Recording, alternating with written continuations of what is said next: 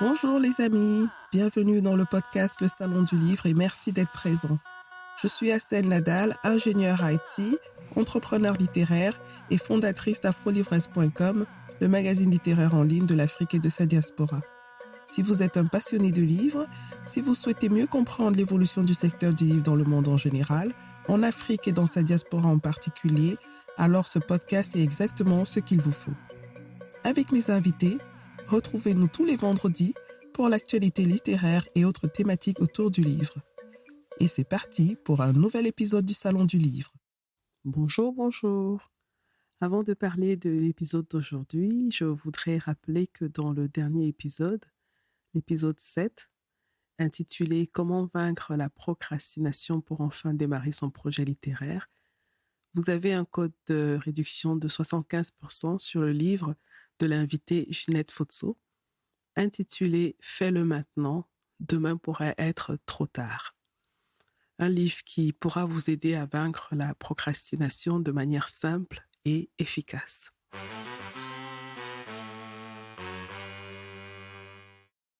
Dans l'épisode 5 du podcast, j'ai échangé avec l'auteur Moutlan autour de son roman historique Les 700 aveugles de Bafia.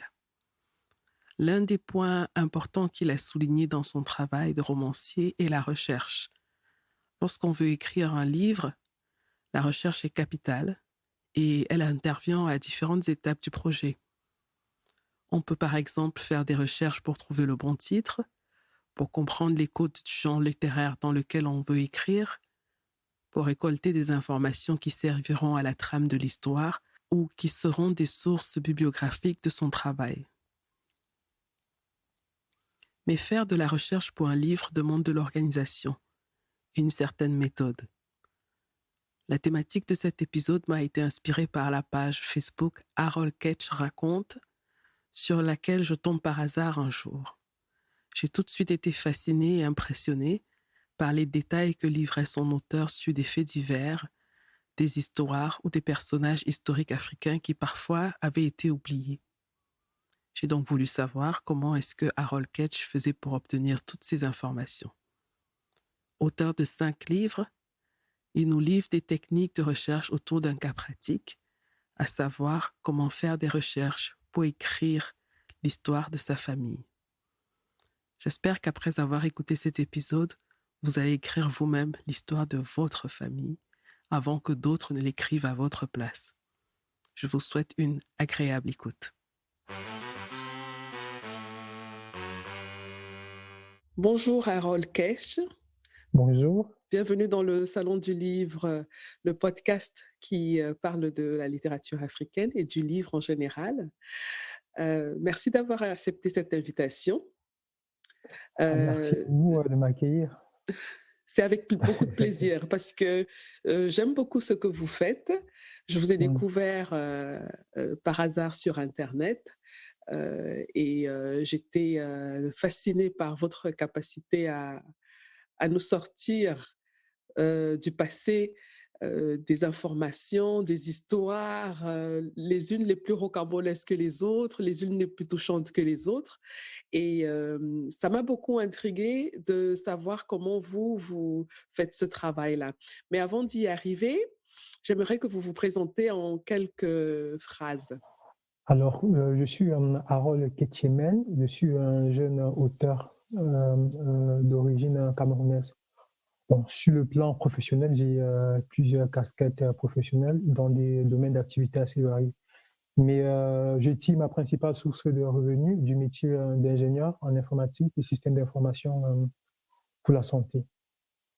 Voilà globalement mon portrait. D'accord. Vous venez d'où et où est-ce que vous vivez? Alors, je suis originaire du Cameroun, comme j'ai dit. Je vis actuellement en France, dans la ville de Toulouse. Ok, très bien. Et comment est-ce que vous avez commencé ce travail d'écriture? Parce que je dois le rappeler, vous avez déjà à votre actif 5 livres. Effectivement. Oui.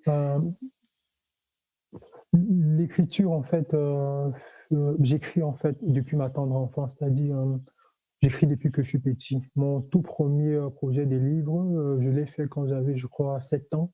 C'était plutôt un livre assez scientifique. C'est-à-dire, je parlais des théories assez scientifiques plutôt. Donc, j'écris en fait depuis que je suis petit. D'accord. Et donc, comme je disais, vous avez déjà publié 5 livres. Je voudrais citer les livres que vous avez publiés. Ils sont tous des livres non-fiction.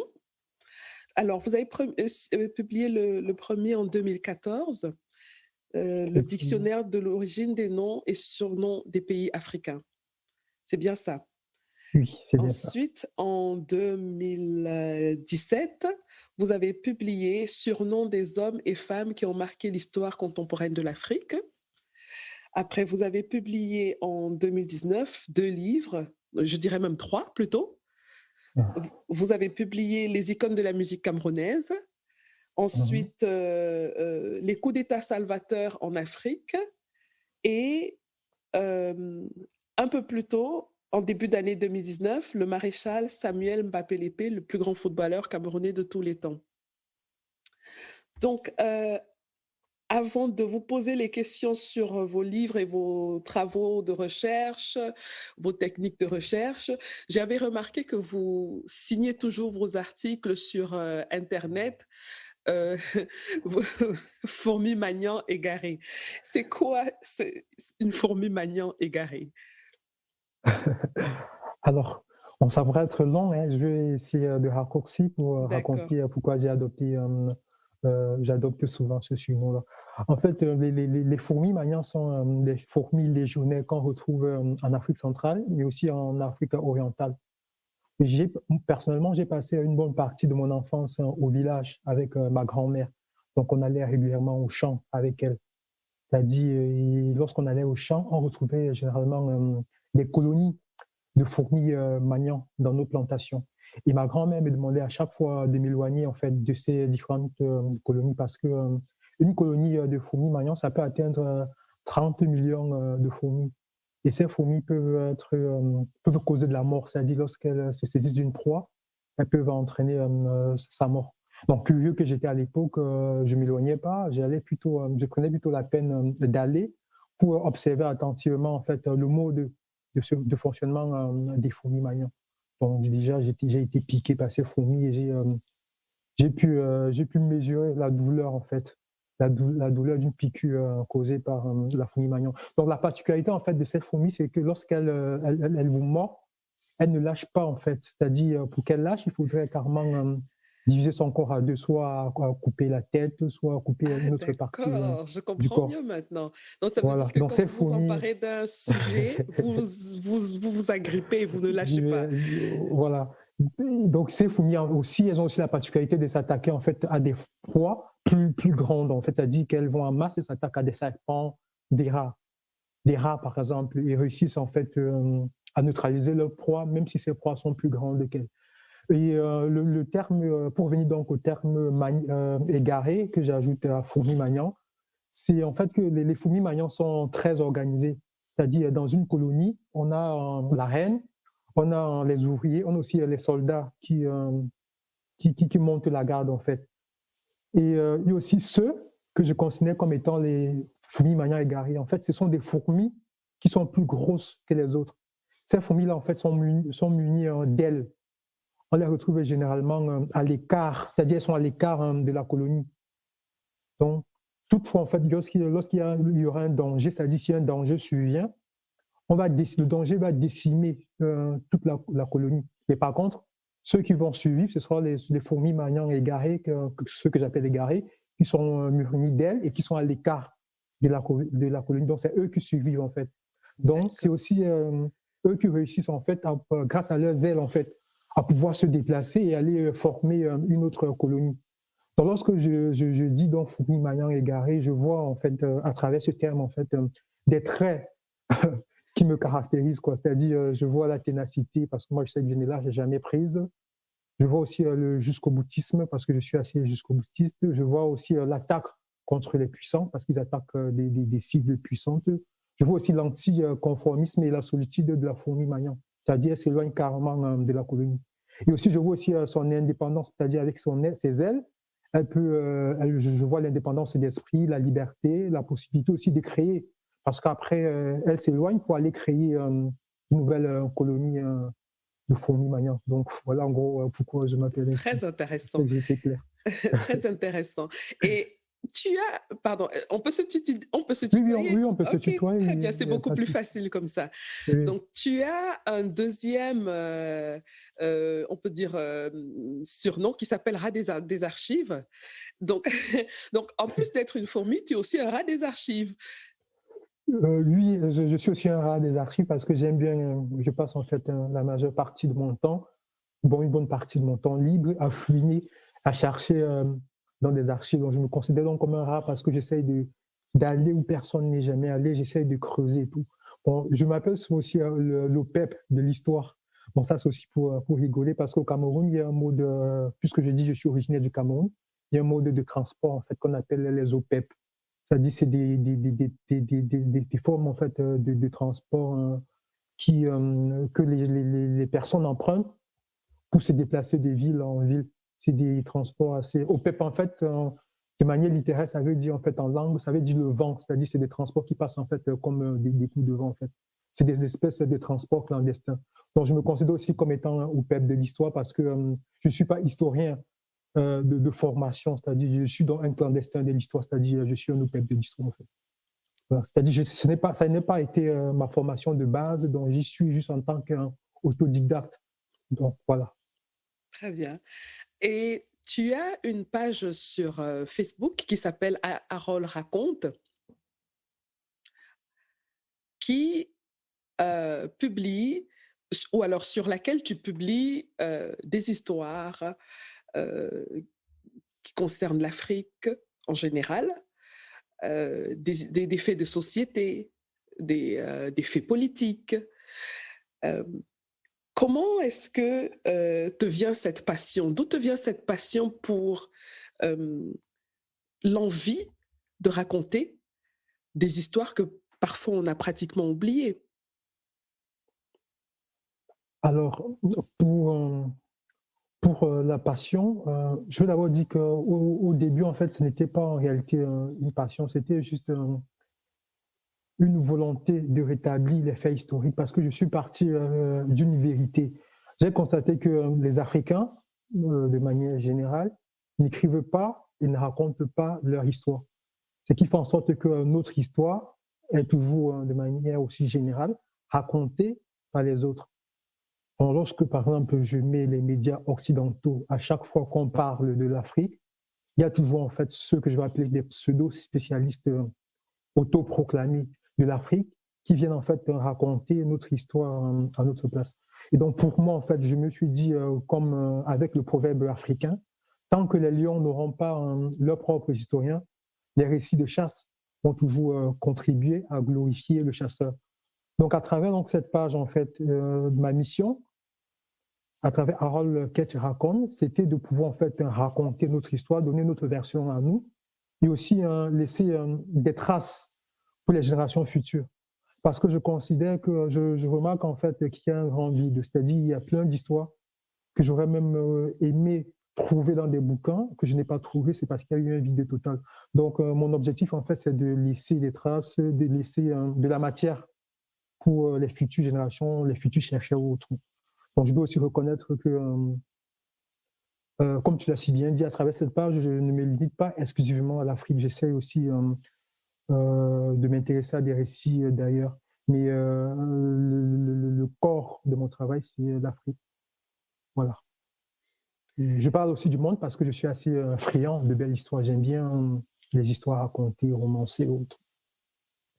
Et est-ce que dans tout le travail que tu fais, il y a une histoire en particulier qui t'a touché ou qui t'a choqué ou vraiment qui a laissé une trace, quelque chose que tu n'attendais pas du tout? Alors, ce sera en fait que comme pour un écrivain, lorsqu'on lui demande de choisir parmi ses bouquins, celui qu'il préfère, c'est souvent difficile à choisir. Donc, pour répondre à ta question, je vais répondre sur plusieurs volets. J'ai plusieurs histoires, en fait, des histoires qui m'ont marqué Et je vais répondre sur plusieurs plans. D'abord, sur le plan national, je veux dire, donc quand je parle du plan national, je parle ici en fait du Cameroun. L'histoire, je vais citer deux histoires qui m'ont marqué. La première histoire qui m'a beaucoup marqué en ce qui concerne le Cameroun, c'est l'assassinat de la famille Pondo au Cameroun. Donc, c'est une histoire qui s'est passée dans la ville de Douala au Cameroun en 1979, où une famille entière a été décimée, c'est-à-dire le père, la mère, les enfants ont été assassinés, sauvagement assassinés. Même le chien n'a pas été épargné. Bon, ce qui m'a beaucoup choqué et marqué dans cette histoire, c'est que c'est une affaire en fait qui avait profondément choqué les Camerounais de cette période-là. C'est-à-dire cette affaire a fait la une des journaux pendant bien longtemps. Il y a même des artistes qui ont chanté pour évoquer cette affaire. Mais comme par hasard, il n'y a jamais eu de bouquin sur cette histoire. Il n'y a jamais eu de documentaire sur cette histoire. Il n'y a jamais eu d'enquête sur cette histoire. Il n'y a rien eu sur cette histoire. Du blackout total, il n'y a rien. C'est-à-dire, c'est une histoire qui choque. Lorsqu'on parle, on parle de cette histoire, on évoque cette histoire avec des personnes qui ont vécu au Cameroun dans cette période-là. Ils ont presque de la chair de poule. Je m'en souviens et j'étais encore très jeune. Et effectivement, juste l'évocation du nom de cette famille donnait des sueurs froides.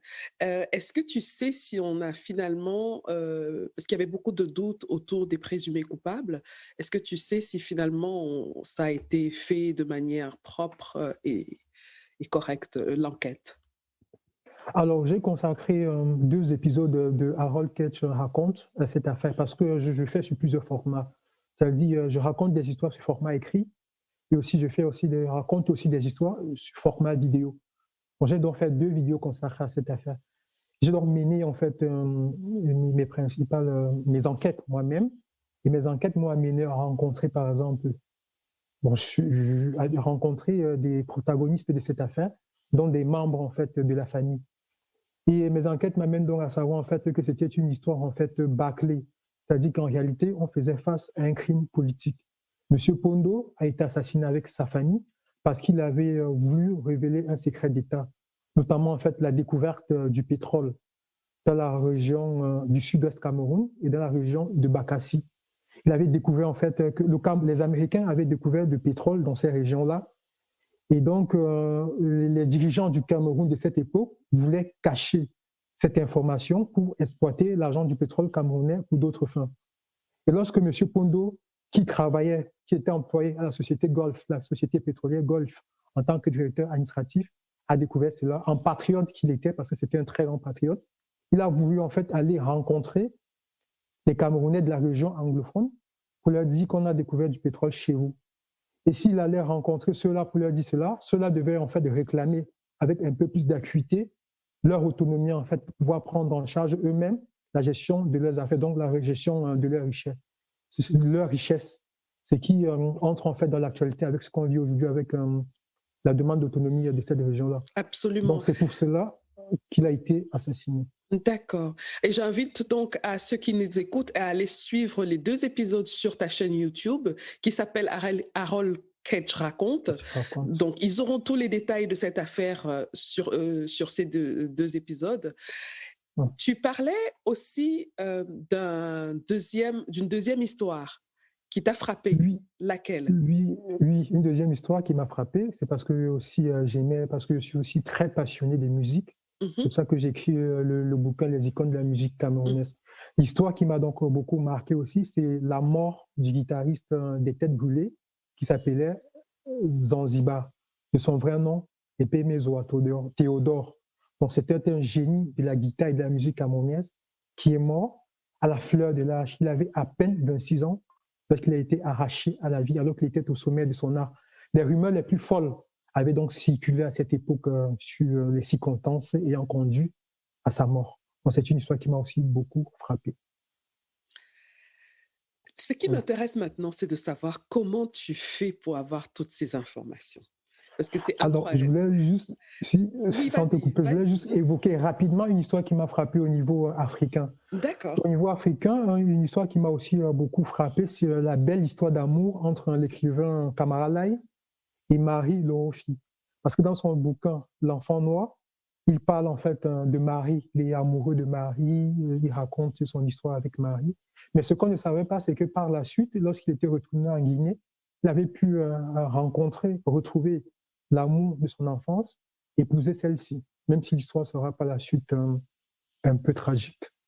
C'est aussi une histoire qui m'a beaucoup frappé parce que ça m'a amené à être contacté par la famille de Camara Lai. Voilà. Ça, c'est génial. Donc, la famille a vu que tu avais fait une publication sur cette histoire et elle t'a contacté. Oui, la famille m'a contacté suite à cela parce que la famille tenait aussi à clarifier. C'est un fait que j'avais évoqué dans l'histoire. La famille souhaitait aussi qu'on puisse ensemble contribuer en fait à valoriser et mettre en valeur en fait la personnalité de Camara Lai en tant qu'écrivain et aussi apporter en fait beaucoup plus de compléments d'informations pour la suite en fait de ces histoires. C'est vraiment génial. Donc, je voudrais savoir comment tu fais pour faire tes recherches dans ton travail, parce que ça demande énormément de travail et ça demande un certain savoir-faire de récolter toutes ces informations. Comment est-ce que tu commences? Quelle est ta manière de travailler?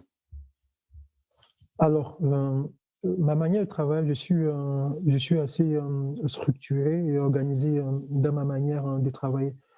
Donc déjà, ma manière de travailler, c'est d'abord les recherches, c'est-à-dire mes principales sources de recherche. C'est ça en fait qui m'aide dans mon travail. Donc, il y a essentiellement d'abord des archives. Je suis beaucoup plus dans la fouille des archives, que ce soit des archives nationales, municipales et autres. Je passe aussi. Alors, quand tu parles d'archives,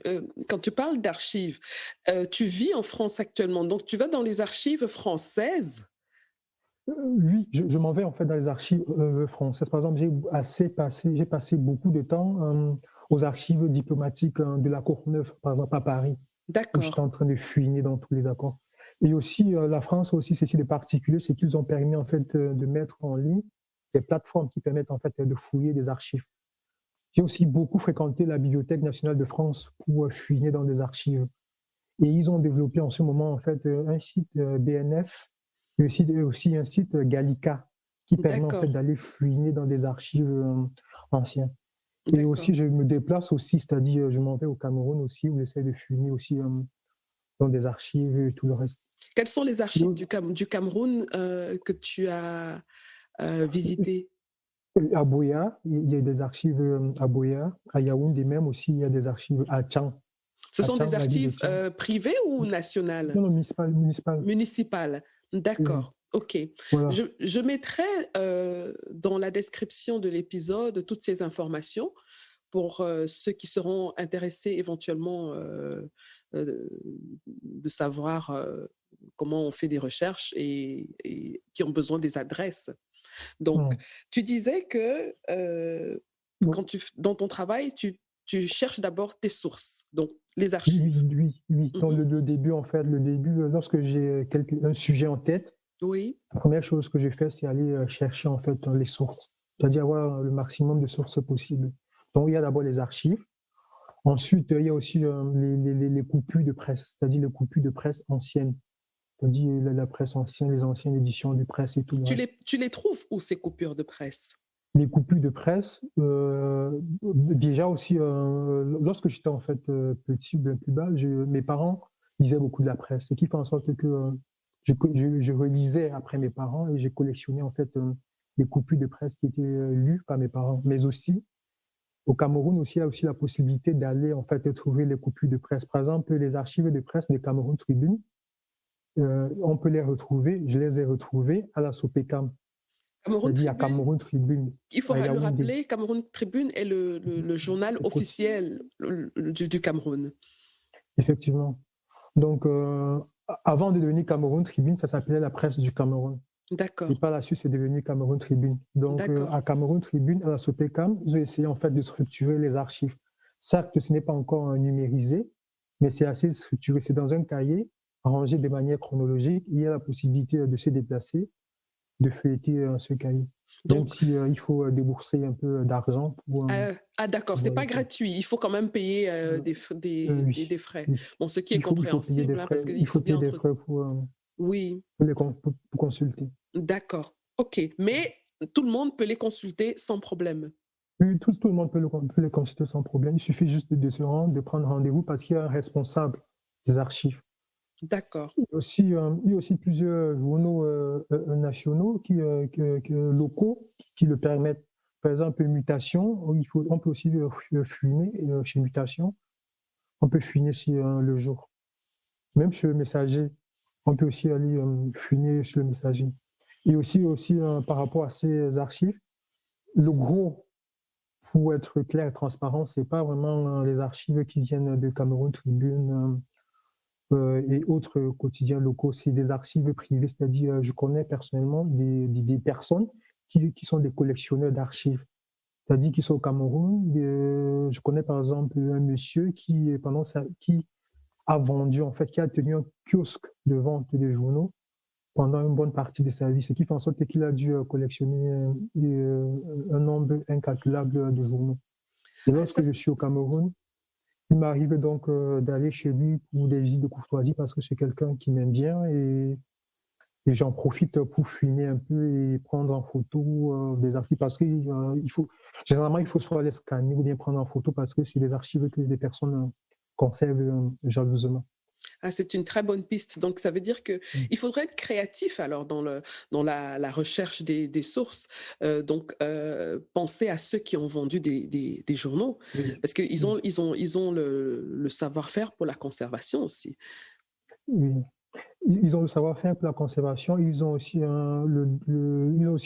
l'expérience et du vécu et Oui, savent mieux en fait orienter pour pouvoir trouver les sources qui vont correspondre à notre sujet. Parce d'accord.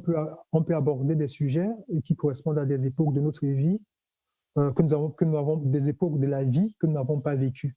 Et ces personnes peuvent nous donner des bonnes pistes, des bonnes orientations. Très bien. Donc, au niveau des sources encore, il y a aussi une bonne partie des sources livresques, c'est-à-dire je lis beaucoup, j'achète beaucoup de bouquins et je trouve beaucoup d'informations, un nombre incalculable d'informations dans les livres et dans la lecture. Comme autre source, il y a aussi des émissions radio et télé, c'est-à-dire il y a des podcasts. Donc il y a des émissions très intéressantes que j'ai écoutées pendant des périodes de ma vie qui m'ont beaucoup aidé dans la recherche et dans l'établissement de mes sources. Et aussi, comme source non négligeable, il y a aussi les sources orales. C'est-à-dire, j'apprends beaucoup et je découvre beaucoup de choses en discutant avec les personnes qui ont du vécu, c'est-à-dire les aînés, les anciens. J'apprends beaucoup en discutant avec les acteurs de l'histoire. Ils me donnent beaucoup de choses et c'est très riche. Et ils ont la possibilité de me recommander à d'autres personnes qui pourront ajouter à ce qu'ils m'ont donné, qui pourront compléter et tout. Et c'est vraiment une richesse inestimable, ces sources orales, de pouvoir discuter avec les acteurs de l'histoire. Voilà. Et quand tu récoltes ces informations, parce que ça doit être des tonnes et des tonnes et des tonnes d'informations, pardon. Comment est-ce que tu fais pour savoir si une information est vraie ou si elle est fausse? Et en particulier à une époque où on a des fake news à longueur de journée. Je ne sais pas comment ça se passait il y a 50 ans. S'il y avait des fake news, sûrement il devait y en avoir, mais pas comme aujourd'hui. Comment tu fais pour recouper les informations que tu récoltes du passé et même, pourquoi pas, celles d'aujourd'hui? Alors, je travaille en fait comme un journaliste, c'est-à-dire, je ne suis pas journaliste de formation, mais je travaille vraiment comme un chercheur, c'est-à-dire je prends des informations et j'essaie en fait de croiser les informations que j'ai pour démêler le vrai des livrets. Parce que je sais que de manière générale, de ma propre expérience, chacun, que ce soit dans les écrits ou même de manière orale, chacun essaye toujours de raconter l'histoire dans le sens en fait qui l'arrange. Donc du coup, pour démêler le vrai des livrets, j'essaie de croiser les sources et d'avoir différentes en fait sources d'informations. Et c'est vraiment un travail scientifique en fait qui permet en fait après croisement de voir en fait à quel niveau se trouve la vérité, à quel côté, à quel niveau se trouve le mensonge. Et, Voilà. et justement, tu expliquais qu'il t'arrive parfois de rencontrer des gens qui t'ont fait des témoignages, qui étaient vivants à une certaine époque, qui concernent peut-être l'histoire que tu as envie de raconter. Comment est-ce que tu vérifies leurs témoignages? Pour vérifier, déjà lorsque je m'en vais d'abord rencontrer quelqu'un, je n'en vais jamais rencontrer quelqu'un sans avoir préparé quelque chose. C'est-à-dire, je ne suis pas neuf lorsque je m'en vais rencontrer quelqu'un. Lorsque je m'en vais rencontrer quelqu'un, j'ai déjà en fait des éléments d'information, mais je veux juste voir, je veux juste en fait être enrichi par cette personne et voir en fait si les informations que va me donner cette personne vont en fait dans le sens ou bien contredisent en fait ce que j'ai déjà. Et de manière générale aussi, lorsque j'ai une information de quelqu'un, je ne m'arrête pas là. C'est-à-dire, si j'ai une information d'une première personne, je vais aller encore voir un autre acteur de l'histoire pour avoir en fait la version de cet autre acteur. Et de manière générale aussi, des références historiques, que ce soit dans les bouquins ou bien dans les archives en fait, m'aident énormément en fait à savoir si le témoignage est vrai. C'est-à-dire que ce soit dans la chronologie, dans l'espace ou bien dans le déroulement des faits historiques. Voilà. Donc c'est juste en fait avoir l'information, mais ne pas prendre l'information pour vérité. Toujours en fait croiser les sources d'information. Et en croisant les sources d'information, je vais prendre une référence scientifique. Peut-être que tu ne vas pas parler à tout le monde, mais je fais en fait l'intersection. C'est-à-dire je fais l'intersection de tout. Et pour moi, la vérité se trouve en fait au niveau du point d'intersection des différentes sources d'information que j'ai. C'est à ce niveau-là que se trouve la vérité. Alors, dans ta manière d'organiser le travail, est-ce que tu as des outils que tu utilises? Alors, dans l'organisation du travail, je n'ai pas d'outils particuliers, mais les outils que j'utilise, c'est par exemple des outils de partage en ligne, c'est-à-dire des outils comme le Drive, tout ça. Ça me permet en fait d'être mieux organisé, d'être mieux structuré et de pouvoir travailler peu importe l'endroit où je me trouve dans le monde. Parce que je ne me déplace pas toujours forcément avec mon ordinateur. Et mon ordinateur peut tomber en panne ou bien mon téléphone peut tomber en panne. Avec le Drive, ces outils de partage en ligne, ça me permet en fait de stocker les informations, de travailler directement en ligne, ce qui fait en sorte que j'aurai toujours en fait mes supports d'informations. Je ne vais pas perdre mes sources parce qu'ils sont stockés en ligne dans le cloud ou autre part. Mm-hmm. Et comme autre outil, je travaille beaucoup avec mon portable, mon téléphone portable et les notes de portable. Parce que l'inspiration me vient de manière assez brute. Et lorsqu'elle me vient, il faudrait toujours que je puisse noter ce qui m'est venu à l'idée, quelque part en fait, pour pouvoir par la suite bosser dessus. Tes notes, elles sont sous forme de texte, de photos, de vidéos, donc tu fais vraiment une collecte de formats multiples. Je fais une collecte de formats multiples pour ne pas perdre en fait l'inspiration, l'idée, ou bien pour stocker tout couvert. Parce que aussi, le travail de recherche demande en fait d'être assez spontané, en fait et opportuniste, c'est-à-dire il faut saisir toutes les opportunités qui se posent, qui arrivent en fait. C'est-à-dire je peux marcher dans la rue ou bien aller à un événement et je rencontre par exemple un acteur marquant de l'histoire qui peut me parler d'un fait qui m'intéresse. Je saute dans l'occasion et je vais soit enregistrer la personne avec le micro de mon téléphone pour recueillir son témoignage sur des pans de l'histoire qui pourraient m'intéresser pour plus tard et stocker cela. Donc, il faut saisir toutes les occasions. Je peux être, par exemple, sur Facebook et j'ai, par exemple, fait une publication et j'ai là un acteur de l'histoire qui vient apporter sa contribution. Bah, immédiatement, il faudrait que soit je dois faire une capture de son témoignage ou je peux immédiatement foncer pour contacter la personne. Bah, du coup, c'est un travail qui nécessite, il faut être vif et saisir toutes les opportunités qui se posent. Être en alerte tout le temps. Effectivement, être en alerte. D'accord. Est-ce que tu as une manière particulière de trier et de classer les informations que tu récoltes? Alors, les informations que je récolte, je les classe beaucoup plus de manière chronologique et aussi de manière thématique. C'est-à-dire, je les classe de manière chronologique et de manière thématique en fonction des différentes thématiques. Donc, j'ai par exemple des dossiers histoire, des dossiers musique, des dossiers crime, j'ai des dossiers médias, bref. Je les classe en fait de manière chronologique et essentiellement thématique. Sur quelle thématique tu aimes le plus travailler? Alors, actuellement, j'aime le plus travailler sur la musique. Et pourquoi Je la travaille musique? beaucoup. Je travaille sur la musique parce que la musique fait partie en fait du quotidien des Camerounais, des Africains et même des citoyens du monde.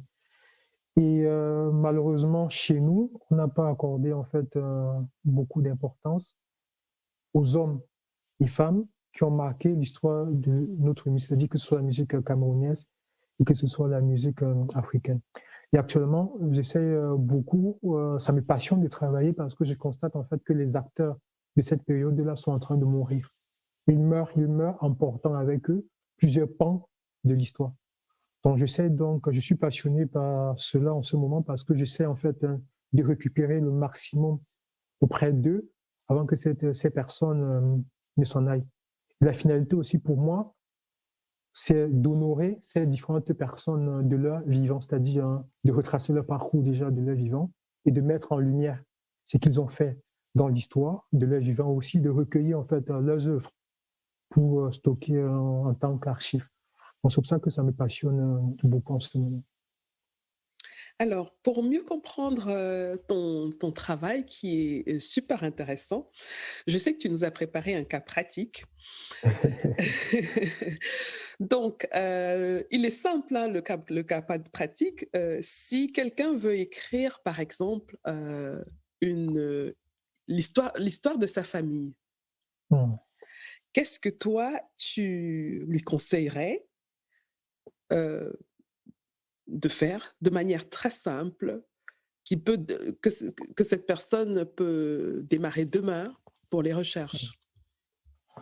Alors, si quelqu'un veut écrire l'histoire de sa famille, ce que je vais conseiller, d'abord, en fait, je vais demander à ce que la personne délimite le sujet, délimiter le sujet dans l'espace, en fait, et dans le temps, c'est-à-dire que la personne mette, en fait, les limites et situe le contexte de manière chronologique et de manière spatiale.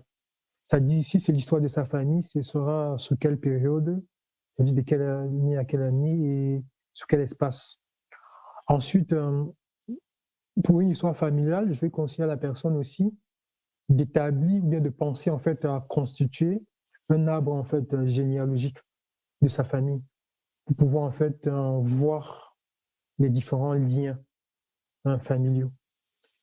Et après cela, je vais conseiller à la personne d'aller maintenant à la phase de recueil de témoignages auprès des anciens, c'est-à-dire des personnes anciennes, de recueil et surtout en fait de recueil et surtout de confrontation, c'est-à-dire après avoir recueilli, confronter les différentes informations recueillies en allant du parent le plus proche au parent le moins proche. Et par la suite, je vais aussi enfin conseiller à la personne d'aller fouiner dans la documentation. Quand je parle de la documentation familiale, c'est les états civils, les photos de famille anciennes ou bien nouvelles, les anciens certificats de mariage, les actes de naissance, les actes des décès. Donc, pour résumer, je vais d'entrée demander à la personne de délimiter le sujet dans l'espace et dans le temps. Oui, Je vais ça demander à la c'était personne le premier ensuite, point. Oui. le second point, je vais demander à la personne de constituer un arbre généalogique de sa famille.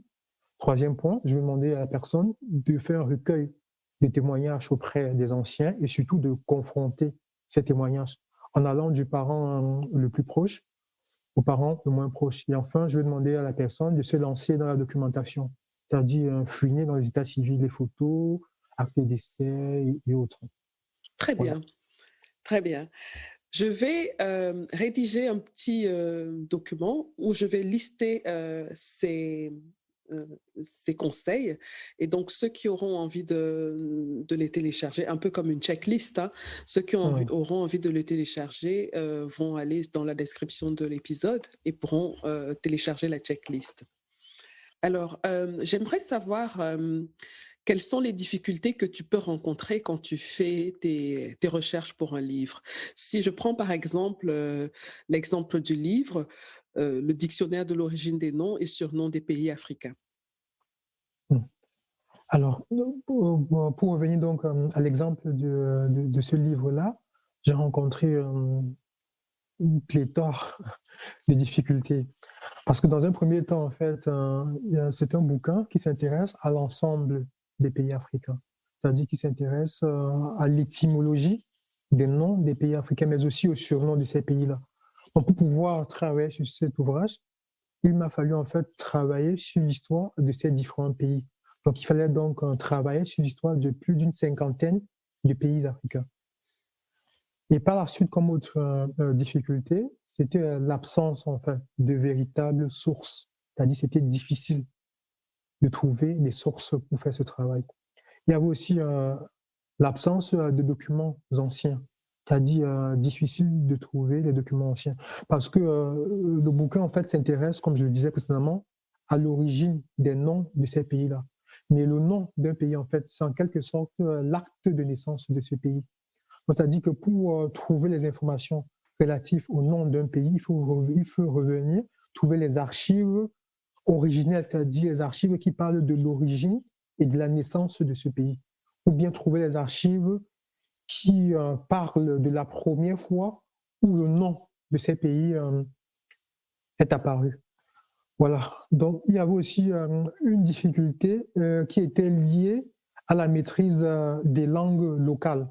Parce que, de manière générale, pour plusieurs pays africains, c'est en réalité des langues locales. C'est-à-dire, la signification de ces pays, c'est en réalité des significations d'expression en langue locale. Comme par exemple, le Sénégal, on va dire que Sénégal veut dire, même si dans mon livre, je dis que cette version est erronée, on va dire que Sénégal veut dire notre pirogue. On va dire que Guinée veut dire femme, même si plutôt aussi je démarque que cela est aussi faux. On va dire que Gabon veut dire autre chose comme cabane de marin. Voilà. Et comme aussi autre difficulté, c'était en fait les informations, les mensonges historiques. C'est-à-dire l'ancien colon a tout fait en fait de divulguer des versions erronées. Mais au fil du temps, comme il n'y a pas eu de recherche, comme il n'y a pas eu d'écriture, ces versions erronées ont été admises en fait comme étant des vérités historiques. Et pourtant, c'est des gros mensonges historiques. Donc la difficulté aussi fondamentale a été de combattre, de démontrer que c'est des mensonges historiques, mais démontrer à travers en fait des preuves, c'est-à-dire à travers des documents qui le certifient et autres. Et autre difficulté, dans la recherche, on est parfois amené à convoquer une panoplie de compétences. C'est-à-dire, pour cet ouvrage, par exemple, il a fallu convoquer des compétences en histoire, des compétences en géographie, des compétences en linguistique, des compétences en étymologie. Et c'est difficile, en fait, de trouver ces compétences chez une seule personne. La nécessité de bien s'entourer ou bien de faire recours aux spécialistes des différents domaines. Donc, tu as dû te référer à des spécialistes de tous ces domaines-là pour compléter ton travail de recherche. Oui, parce que aussi, dans la recherche, l'attitude qu'il faut avoir, c'est aussi l'attitude d'humilité, c'est-à-dire il faut se mettre dans la posture de quelqu'un qui veut à chaque fois apprendre, qui va à chaque fois connaître, c'est-à-dire qui va à chaque fois rajouter. Et le savoir se complète, c'est-à-dire on peut trouver du savoir, c'est-à-dire du savoir, des éléments intéressants qui pourront en fait nous aider à aller plus loin sur des personnes même plus petites que nous. Donc il faudrait donc qu'on ait donc cette humilité et aller en fait vers des personnes qui pourront ajouter un peu pour nous aider à nous élever. D'où la nécessité de rencontrer des spécialistes, de faire recours à leur savoir et à leur connaissance. Intéressant. Est-ce que finalement, alors, dans ce travail de recherche sur l'origine des noms des pays africains, est-ce que tu es allé jusqu'au bout? C'est-à-dire que, est-ce que tu as trouvé la vérité? Est-ce que tu as trouvé vraiment cette origine-là? Ou alors tu as juste fait le constat de, de la difficulté à, à trouver l'origine de ces noms-là?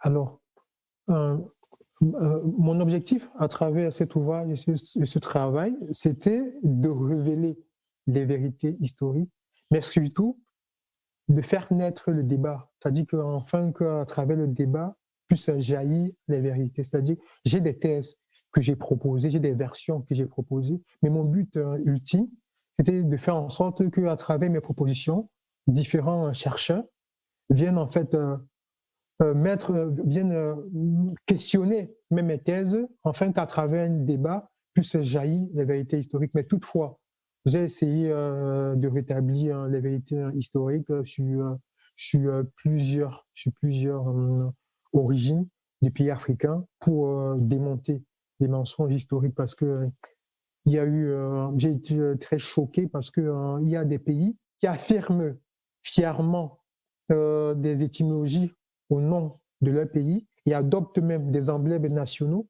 et pourtant tout cela repose sur des mensonges historiques. Tu as un exemple concret pour nous? Je vais prendre par exemple le cas du Sénégal. Pour la politique, de manière politique, on veut dire que le Sénégal vient d'une langue locale qui veut dire Senungal, qui signifierait notre pirogue. Les politiciens utilisaient bien ce terme en fait pour faire croire aux Sénégalais que en fait nous sommes une nation, nous sommes dans une même pirogue. Regardez, même notre pays veut dire notre pirogue, ça veut dire que nous sommes ensemble dans la pirogue, nous devons tous pagailler ensemble pour aller à juste bord. Et pourtant c'est un mensonge. C'est un mensonge parce que en réalité Sénégal ne veut pas dire notre pirogue. Sénégal désignait déjà des tribus qui vivaient en fait de ce côté du territoire-là, bien avant même l'arrivée des colons. Il y a aussi une autre facilité que l'on découvre en fait dans la recherche, c'est les mensonges en fait des chercheurs ou bien des colons. C'est-à-dire, il y a plusieurs colons qui ont écrit sur l'origine des noms des pays africains. Leurs versions sont aujourd'hui reprises comme étant des vérités, et pourtant, ces personnes qui ont écrit n'ont jamais mis pied dans ces pays-là. C'est-à-dire, ils ont pondu des affirmations depuis leur lieu de résidence en Hollande, en France, et c'est là est repris en fait par les nationaux, par les Africains comme étant des vérités historiques. Et pour dénicher ces mensonges-là, c'est très facile. Voici comment, enfin, ils ont essentiellement le même procédé. Le procédé qu'ils utilisaient est le suivant. Ils disent de manière générale que les colonisateurs, ou bien les colons, les Européens, avaient eu souci de venir en Afrique pour mettre fin aux pratiques barbares, pour apporter la civilisation. Et lorsqu'ils sont arrivés en Afrique, ils ont croisé sur un territoire africain un Sénégalais, ou bien un Africain, ou bien un Noir, et lui ont demandé comment s'appelle ce pays. Et puis c'est là donc que cet Africain, ce petit Africain, a dit que mon pays s'appelle ça. Et de manière générale, ils disent que l'Africain a dit, par exemple, que mon pays s'appelle ceci parce qu'il avait mal compris la question. Du coup, il a par exemple répondu qu'en Guinée, ils ont demandé à un petit Guinéen, une petite Guinéenne, que ton pays, comment s'appelle ton pays? Et la Guinéenne aurait répondu que le pays s'appelle Guinée, parce que la Guinéenne aurait mal compris la question et aurait plutôt cru qu'on demandait qui est-elle. Et elle a répondu qu'elle est une femme guinéenne, qui veut dire femme en langue soussou des Guinéens. Donc, c'est le même procédé de manière générale un peu partout pour véhiculer des mensonges historiques. Moi, la question que je me suis toujours posée, c'est cette petite fille ou cette petite fille africaine ou ce petit Africain-là qu'ils ont rencontré la première fois et qui a donné le nom, il parlait en quelle langue? Est-ce qu'ils se comprenaient? Voilà. Donc, il y a des non-sens comme ça où on se dit, mais comment c'est possible? Le drame, excuse-moi de te couper, mais le drame, en fait, avec tout ça, c'est que en fait, ces mensonges sont acceptés par nous-mêmes et on les utilise. Et pourtant, dans nos écoles, il y a des personnes qui font des études en linguistique, des études en histoire, en géographie et autres. On peut même au niveau africain, panafricain, ou même au niveau régional, même à la dimension d'un pays, constituer des équipes pluridimensionnelles pour éviter en fait les équivoques sur les origines des noms des lieux de ces différents pays-là. Ce serait un très beau projet, je trouve.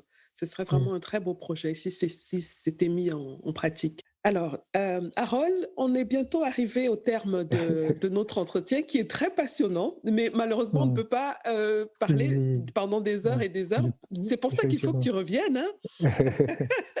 Parce qu'il y a beaucoup de choses encore à apprendre. Et surtout, plaisir. On aimerait reparler de certains de tes livres plus en profondeur. Donc, il faudrait que tu reviennes le plus vite. Est-ce que sera avec plaisir. Est-ce que tu as des rendez-vous prochains dans ton activité d'auteur que tu voudrais qu'on suive, qu'on visite? Alors, pour mes rendez-vous, ce sera juste d'être connecté à ma page Harold Ketch Raconte, ma page Facebook et aussi la chaîne YouTube Harold Ketch Raconte. Sur ma page Facebook Harold Ketch Raconte, je raconte donc des histoires 3 fois par semaine, le lundi, le mercredi et le vendredi. Donc c'est ça les principaux rendez-vous. D'accord. Est-ce que tu as des projets en cours actuellement? Qu'est-ce que tu nous mijotes? Actuellement, je suis sur plein de projets en ce moment. J'ai des projets livresques, j'ai des projets de documentaires, j'ai des projets de films.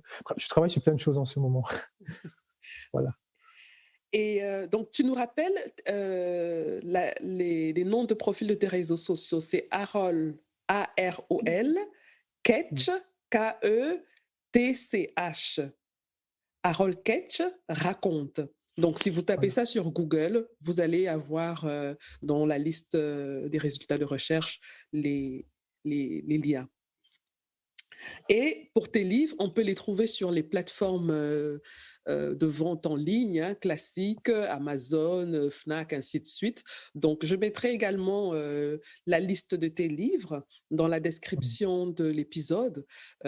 Si quelqu'un voudrait se procurer le livre, il cliquera sur le lien. Et si quelqu'un a besoin de tes services pour l'aider à faire des recherches, un auteur, quelqu'un qui veut faire ses mémoires, ou quelqu'un qui veut écrire un roman, ça peut être de n'importe quel genre littéraire, ou même qui veut faire un travail, comment dire, juste un travail personnel, parce qu'il a envie d'en savoir un peu plus sur un sujet. Et comment est-ce qu'il peut te contacter? Alors, j'en profite de cette question pour remercier en fait ceux qui me font confiance, parce que je travaille en ce moment avec plusieurs personnes qui me sollicitent, que ce soit les journalistes pour les articles de presse, que ce soit des étudiants pour les thèses, que ce soit des artistes même pour plein de projets dont je remercie ces personnes-là pour la confiance qu'ils placent en moi pour travailler sur les différents sujets.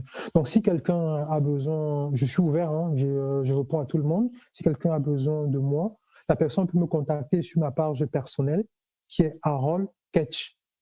Harold, A-R-O-L, Ketch, K-E-T-C-H. C'est sur Facebook. Oui. Oui, en message privé, je vais répondre. Sinon, par adresse mail, je suis disponible à l'adresse mail Harold, A-R-O-L.Ketchemen, K-E-T-C-H-I-E-M-E-N,